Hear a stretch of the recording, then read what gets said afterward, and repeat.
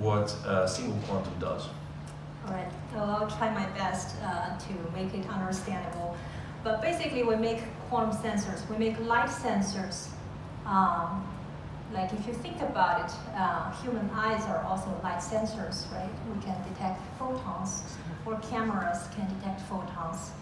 But what's special about what we do is that we can detect very, very small amount of photons. Well, basically, a single photon can give you a very strong signal. And we can also basically capture the timing information of the photons. So with those information, you can do a lot of crazy things. If you look at the labs at QTech, what they have been working on. Crazy stuff. You're catching one photon. Can you imagine if you catch two? What you can do then? Entanglement. Right. Communicate better. Incredible. And then you think like we caught one and now we're going to build a business out of it. And I actually want to go to that part. So what got you to go from, or your company to go from a research project into actually starting a business? Right. Actually, someone sitting here is more fit to answer this question. That's Sander, our co-founder. Anyway, so that was back in 2012 when the company was founded.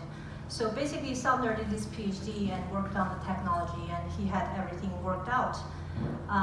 And then I guess at the beginning, they did not think about starting a company. They were more like staying as a research group, just like many of you. Sorry, is this a UFO hitting us or is it? Okay. All right, he went away. Oh, seems to be my mic.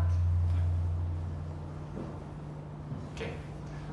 We can catch one photon. There's some weird The audio system and the conference is always a bigger problem.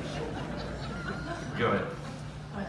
Okay, so, but then it turned out actually some research groups approached Sander and back then his supervisor, Bert Swiller, and they were asking for this single photon detectors. And the first question, they were like, no, we don't sell, we can collaborate. And the second one, and the third one, and they were like, okay, maybe we can do something about it. Let's put together a company and see where we can go.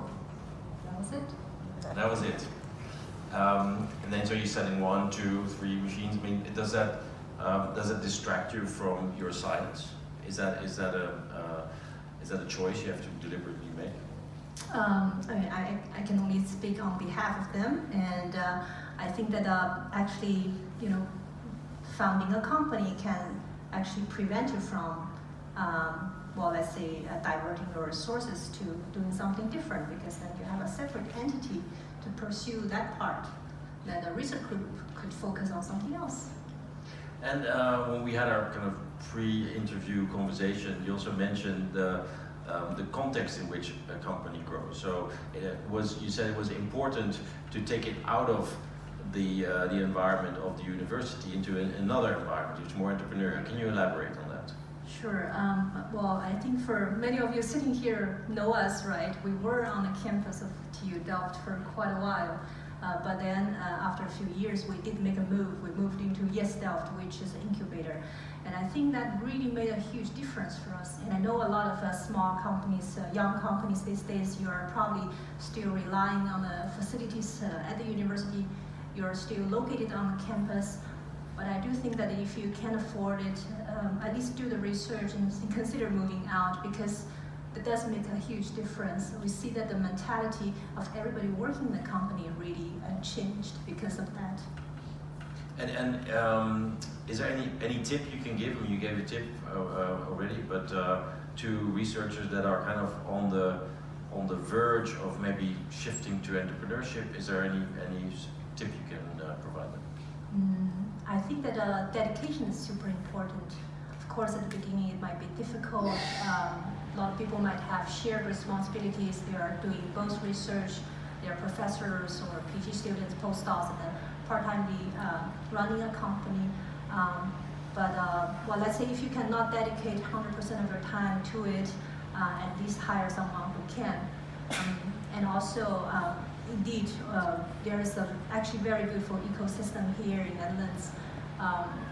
that can help you to grow. So I do feel like, go for those expertise, build your team, like partner with someone who has experience, who's really into entrepreneurship, and that way you will go faster. And what attracted you to the Netherlands? You have